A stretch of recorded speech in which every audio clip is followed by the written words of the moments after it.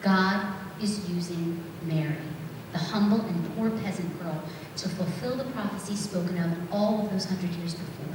This was not just finally happening, this was happening to and through her. The beauty of God is that it's within his power to do anything that he wants to do with anyone in which he wants to do it. And yet, he chooses the things that most people would overlook or look down on to literally turn the world upside down. What kind of God is this? What kind of God is this?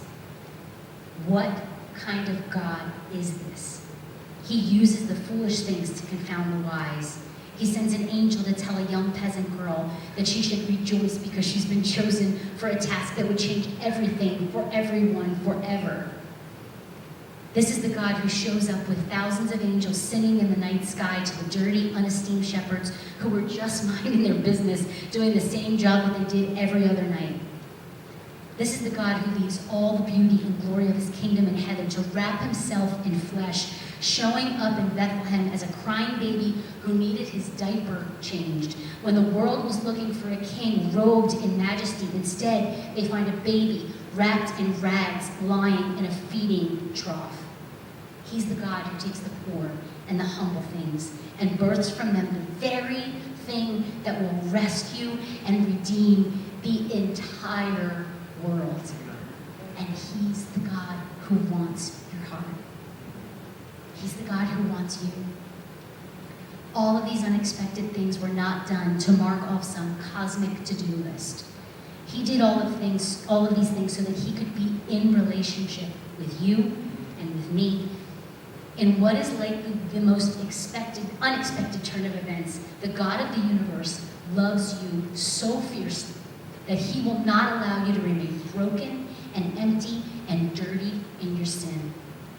But he made a way through the birth, life, death, and resurrection of his only Son, whom he sent because that Son laid his life down, literally tells us, no one takes my life from me, I willingly lay it down. And he laid it down for me and for you, for us, so that we collectively could have our sins paid for through the shedding of his blood.